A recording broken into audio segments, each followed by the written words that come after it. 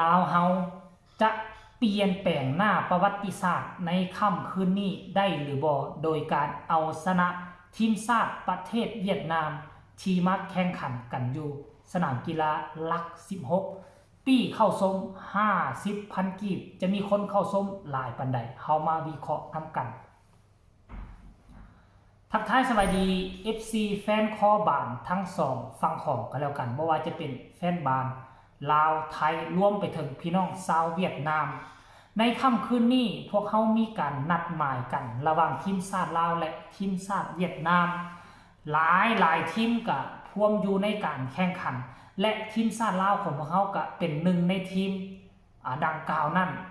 ที่กำลังจัดการแข่งขันโดยการเปิดบ้านต้อนรับทีมชาติจากประเทศเวียดนาม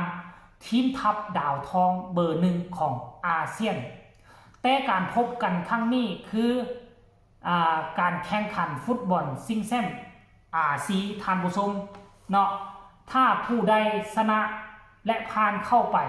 ก็จะได้ไปแข่งขันอยู่ที่ซาอุดิอาระเบียเนาะเป็นบานซิงแซมซี2027การพบกันครั้งนี้หลายคนก็ตั้งความหวังว่ามันหลายคนดอกการทีมชาติลาวของพวกเขาเนี่ยมีการแข่งขันทุกครั้งแฟนบานของทีมชาติลาวของพวกเขาก็ตั้งความหวังและก็มีความหวังกันทุกนัดแต่ว่าทุกนัดจบด้วยการพ่ายแพ้จบด้วยการผิดหวังจนเฮ็ดให้ครั้งนี้คนลาวของพวกเขาหลายคนก็มีความคิดน้อยนิดอยู่ในดวงใจก็บอกว่าลาวเฮาอาจจะมาเปลี่ยนประวัติศาสตร์ก็เป็นไปได้ในฟุตบอลลาวโดยการตบคว่ำเอาชนะหรือเสมอเวียดนามก็ยังดีเพราะว่าตามที่จำความได้ทีมชาติลาวของพวกเขานี่ยังบ่มีโอกาสที่จะชนะทีมชาติเวียดนามแม้แต่ครั้งเดียวตามที่ค่อยจำความได้นะอายุ30กว่าปีแต่บ่แน่เด้คันคนที่อายุ40-50กว่าปีอาจจะเคยเห็นทีมชาติลาวเฮาชนะทีมชาติเวียดนามก็เป็นไปได้แล้ววันนี้โอกาสมันมีความเป็นไปได้น้อยหลายขนาดใดที่เฮาจะเสมอหรือจะชนะเวียดนามในการแข่งขันในครั้งนี้อย่าลืมว่าการแข่งขันในครั้งนี้บ่ได้เป็นการแข่งขันอยู่นั่นอยู่นี่ได้เนาะถือว่าเป็นสุดใหญ่ได้แล้วคุมกำลังของเวียดนามเดี๋ยวจะมาพาทุกคนไปประเมินกันเป็นข่าวดีสำหรับเวียดนามอีกเหงียนส่วนเซินอาการบาดเจ็บหายดีแล้วลงสนามอีกขนาดนี้เหงียนส่วนเซินเพียงคนเดียวเลยนะเฮ็ดให้ทีมชาติไทยหัวปักหัวปันและก็เป็นเหงียนส่วนเซินที่สามารถช่วยเหลือทีมเอาชนะทีมชาติไทยได้จนเฮ็ดให้เวียดนามกลับขึ้นมาเป็นเบอร์หนึ่งของอาเซียนจนได้ถึงแม้ว่าเหงียนส่วนเซินมีอาการบาดเจ็บบ่สามารถช่วยทีมจนตลอดจบ90นาทีได้แต่ทีมก็สามารถชนะได้มีเพียงตัวเดียวเฮ็ดให้กองหลังปั่นป่วนขนาดนี้แต่ว่าเราเฮาก็อุ่นใจจักหน่อยนึงเพราะว่าเราบาดเจ็บเราบ่ได้ลงสนามเกือบ1ปีได้ 8-9 เดือนเพราะฉะนั้นความห้ายกาดอาจจะบ่เต็มห้อยเพราะฉะนั้นลาวเฮาก็จะมีโอกาสญาติบอลจังเหงียนซนเซินมาครองก็ได้แต่บ่นี้นอกจากเหงียนซนเซินยังมีอีกคนหนึ่งทานผู้ชมที่เป็นตัวโอนสัญชาติค่อยจำชื่อบ่ได้ปัจจุบันนี้ตัวโอนสัญชาติของเวียดนามมี2คนและฝีไม้ลายมือบ่ธรรมดาปกติแล้วเฉพาะนักเตะจากเวียดนามน่ะชาติลาวเฮาก็บ่อาจเอื้อมที่จะไป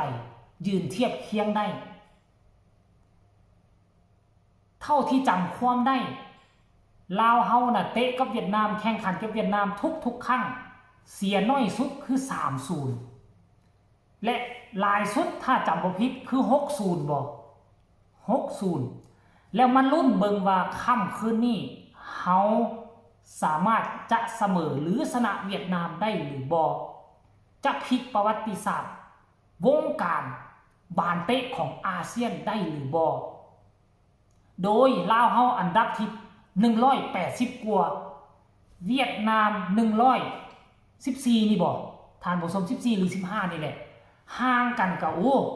ก็หลายเติบ20-30อันดับแต่อย่าลืมว่าทีมชาติลาวของพวกเขามีไผเด้บุญพระจันทร์แล้วก็สิมีดาโมดไปลิ้นอยู่ลีกสูงสุดของเวียดนามมันบ่ดาโมดน่ะบุญพระจันทร์บุญกองก็ลีกสูงสุดให้กับกัมพูเชียปัจจุบันนี้ต่อสัญญาแล้วลงสนามยามใดยิงปานว่ายิงลิ้นผู้แหละบุญพระจันทร์ก็ได้แล้วยังมีอีกผู้นึงดาวเด่นดาวดังไปอยู่ที่ BG ปทุมแม่นบ่ลีกสูงสุดของประเทศไทย3คนนี้มาร่วมตัวกันจะสกัดดาวรุ่งจากประเทศเวียดนามได้หรือบ่นั่นก็คือเหงียนส่วนเซินและก็ยังมีหลายคนอีกท่านผู้ชมทั้งเวียดนามทั้งลาวและค่อยก็เชื่อว่าลาวเฮาก็น่าจะยัดขุมกำลังมาเต็มที่โค้ชทั้ง2ทีมก็เป็นเกาหลีเช่นเดียวกันจะหู้ตับหู้ไตหู้พุงกันหรือบ่แต่ว่าโค้ชของเวียดนามมวยจะแก่กล้ามวยจะเก่งกว่าโค้ชของลาวเฮาแน่จักหน่อยนึงแต่ว่าตอนบ่ายนี่เห็นภาพนิ่งลุดออกมาโค้ชเฮาเซิร์นโค้ชของชาวเวียดนามซึ่งเป็นชาวเกาหลีเช่นเดียวกันไปนั่งโอ้ล้มพูดคุยกันไปนั่งโอ้ล้มกันนั่งกินกาแฟกันก่อนจะถามข่าวอย่างบอ่อนมือให้ค่อยได้บให้ค่อยชนะเป็นครั้งประวัติศาสตร์แน่เพื่อค่อยจะมีคุณค่าขึ้นหลายเติบแล้วประเทศค่อยประเทศเฮาก็จะได้จ้างค่อยสโมสรบ้านเฮาก็จะได้จ้างค่อย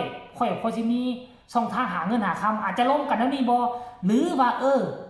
เป็นจังไหนเนาะบอกได้ดูผู้ใดเก่งผู้ใดบ่เก่งเจ้าสิมาในรูปแบบใดหรือว่าจะเป็นแนวนี้หรือบ่ท่านผู้ชม มันคงจะเป็นไปบ่ได้แล้วล่ะปัจจุบันนี้ทีมชาติลาวของเขาเดินทางเข้ามาถึงสนามหลัก16เป็นที่เรียบร้อยแล้วอีกบ่กี่เท่าใดชั่วโมงนี่เฮาก็จะได้เห็นฝีไม้ลายมือเพราะปัจจุบันนี้บานเตะของพวกเขานี่เอาแนวนอนบ่ได้บางครั้งเฮาตั้งความหวังไว้สูงเฮาก็เจ็บโตบางครั้งเฮาบ่ตั้งความหวังดังที่ไปเตะกับสิงคโปร์นี่ก็อินโดนีเซียน่ะทั้งสุดน้อยสุดใหญ่สามารถเอาเสมออินโดนีเซียอยู่ในบ้านของอินโดเองอันนี้ก็คือพลิกประวัติศาสตร์ครั้งหนึ่งมาแล้วปกตินะอินโดนะเป็นทีมอันดับต้นๆของอาเซียนของพวกเรามีอินโดมาเลไทยเวียดนาม4ทีมนี่นะแต่เฮาสามารถเอาเสมออินโดได้2ครั้ง2คราในเมื่อเฮาสามารถเอาเสมออินโดได้เฮาก็ต้องเสมอเวียดนามได้เช่นเดียวกันติดตามเบิ่งอีกบ่กี่เท่าใดชั่วโมงเดี๋ยวค่อยจะมารายงานให้ทุกคนฟังอีกครั้งนึงก็แล้วกันสำหรับคลิปนี้ไผมีคำคิดคำเห็นคือแนวใดให้ส่งข่าวมาได้ไผว่าลาวเฮาจะเสมอเวียดนามได้ไผว่าลาวเฮาจะชนะเวียดนามได้ไผว่าลาวเฮาจะเสียเวียดนามเท่านั้นเท่านี้สูตรคอมเมนต์มาเลยอยากฟังคือกันพี่น้องชาวลาวคิดแนวใดพอกันใหม่ในคลิปหน้าสำหรับคลิปนี้สบายดี